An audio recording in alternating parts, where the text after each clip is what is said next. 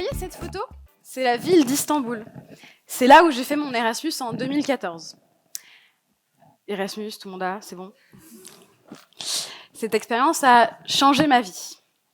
Et pas seulement dans l'intensité des fêtes étudiantes. Le contexte, la guerre en Syrie et 4 millions de réfugiés syriens qui arrivent en Turquie à ce moment-là. C'est là que je prends conscience que le fait migratoire sera l'un des enjeux majeurs de ma génération. Il y a 100 millions de personnes déplacées dans le monde. Et ça s'accélère. Il y a 3 fois plus de personnes qui se déplacent en dehors de leur pays depuis les années 70. Et ça va encore s'accélérer. La Banque mondiale nous informe qu'en 2050, ou d'ici à 2050 plutôt, 216 millions de personnes vont être amenées à se déplacer du fait de notre inaction climatique. Cette année à Istanbul a permis de changer beaucoup de choses pour moi, et notamment mon rapport au monde, et de déconstruire mes mythes. Mais en fait, c'est quoi un mythe? Un mythe est une construction imaginaire constituée d'éléments merveilleux. Là où la légende incite à apprendre, le mythe incite à croire. Dans l'ESS, on adore les mythes. Vous savez ce fameux mythe du colibri? Ce petit oiseau charmant qui éteindrait l'incendie et qui fait sa part.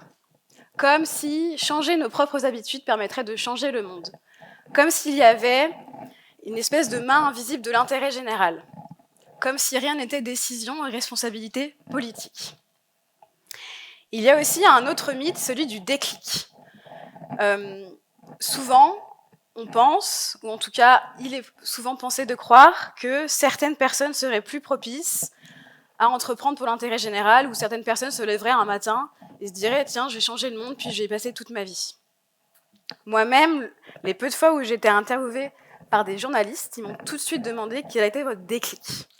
Bien, je dois dire que le déclic, ou ce petit colibri, n'existe pas.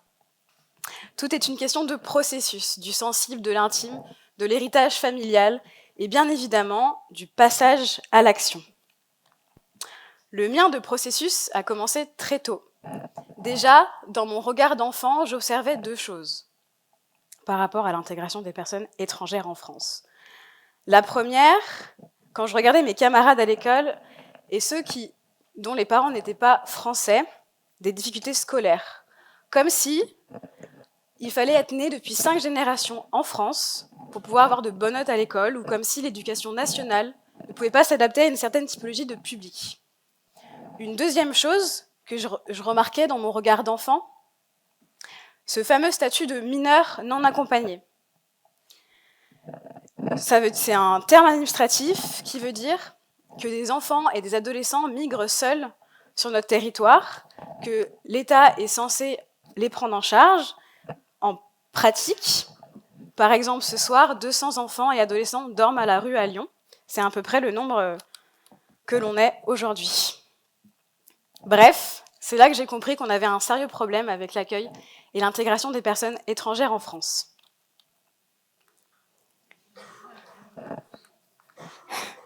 Également, quand j'étais à Istanbul, s'est propagée en France une théorie qui était jusque-là cantonnée au milieu d'extrême droite. Cette théorie, c'est celle du grand remplacement. Cette théorie fumeuse et fasciste qui dit qu'il y a un remplacement des populations blanches par des populations non blanches en France. Tiens, encore un mythe. Bien évidemment, ce n'est qu'un mythe et bien évidemment, c'est faux. 70% des personnes qui se déplacent dans leur pays voisin. Également, la France est seulement le 12e pays qui accueille des personnes exilées à l'échelle européenne par rapport à sa population. Mais en fait, puisqu'il n'y a aucune subversion migratoire, et en même temps, une polarisation et une popularisation des sujets d'extrême droite. Comment on est arrivé là ? Nous devons être humains, accueillir en particulier ceux qui fuient des conflits. Et il faut lutter contre toute immigration nouvelle, à 4 millions, un peu plus, 4 millions 200 000 étrangers en France, nous ne pouvons pas héberger toute la misère du monde. Mais on doit aussi être rigoureux, parce qu'on a un modèle social qui est généreux. Et on ne peut pas accueillir toute la misère du monde. Toute la misère du monde. Toute la misère du monde.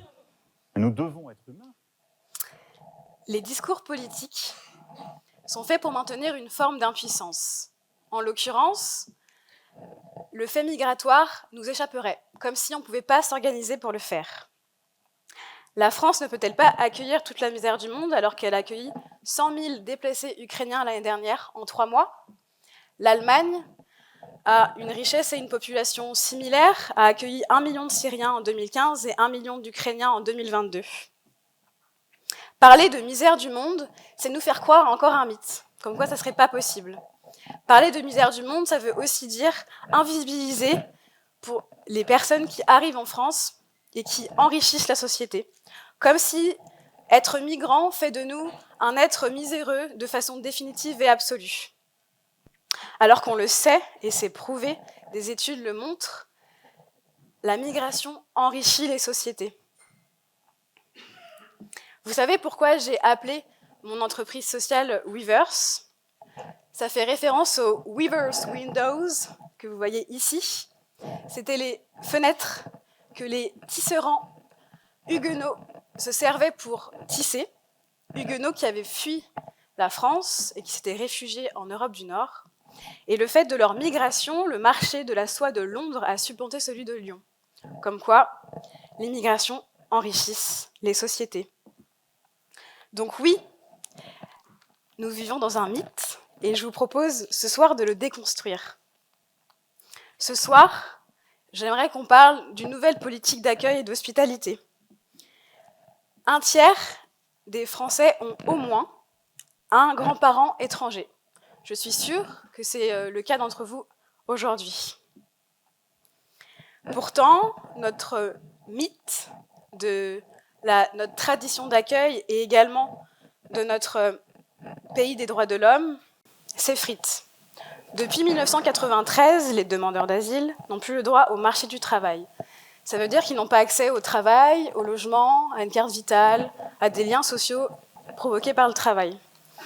60 000 personnes demandent l'asile en France. Ils sont dans une situation d'extrême exclusion, puisqu'ils sont empêchés de à peu près tout. Et ça dure entre 2 et 3 ans, puisque c'est à peu près le temps d'avoir un statut. Pour ces 60 000-là, 70% deviendront sans papier. Leur statut sera refusé. Et pour 30% d'entre eux, enfin, ils pourront avoir accès à une dignité, c'est-à-dire au marché du travail en France. Et pourtant, 7 métiers sur 10 seront en tension. On marche sur la tête, non ? Il est temps de regarder ces réalités en face et de enfin réfléchir à comment nous pouvons faire de la France, ou refaire de la France, une terre d'accueil. Il y a 7 ans, j'ai décidé, avec mes petits bras, de passer à l'action. Mais il n'y a pas que moi. Il y a bien évidemment, et juste dans l'écosystème Rhône-Alpia, tant d'autres. Les clés de l'atelier, faites du bruit. Caracol, Kaboubou, Youn, Lunovio, Irep et plein d'autres que j'ai oubliés, je suis désolée. Et il y a également Weavers. Weavers promeut une société inclusive pour les personnes exilées.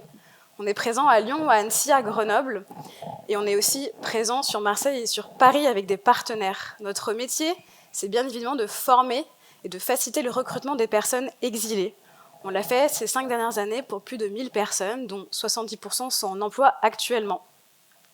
Notre travail, c'est pas seulement d'insérer ces personnes-là dans l'emploi, mais c'est aussi faire bouger les politiques publiques et les mentalités. Les mentalités, on les bouge en provoquant la rencontre entre les personnes exilées et le tout venant. Et les politiques publiques, on les bouge en créant des espaces de discussion. Des espaces de discussion avec des chercheurs, des citoyens, des entreprises, des exilés, etc. Et vous savez quoi ? Il y a un super outil qui marche pour débattre et pour échanger.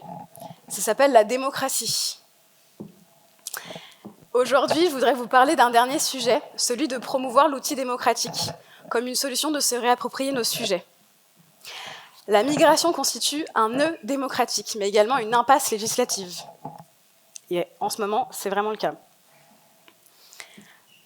Ce soir, j'aimerais que vous vous associiez avec moi pour demander une convention citoyenne sur la migration. Cela permettrait de dégonfler le baudruche de l'immigration avant 2027 et de pouvoir enfin avoir des discours et des débats politiques sensés autour des sujets qui nous intéressent, le pouvoir d'achat, la transition écologique, la transition sociale, et arrêter de prendre l'immigration comme un prétexte et une instrumentalisation pour les théories d'extrême droite et de droite. Bref, repolitisons nos entreprises sociales et nos associations. Merci beaucoup.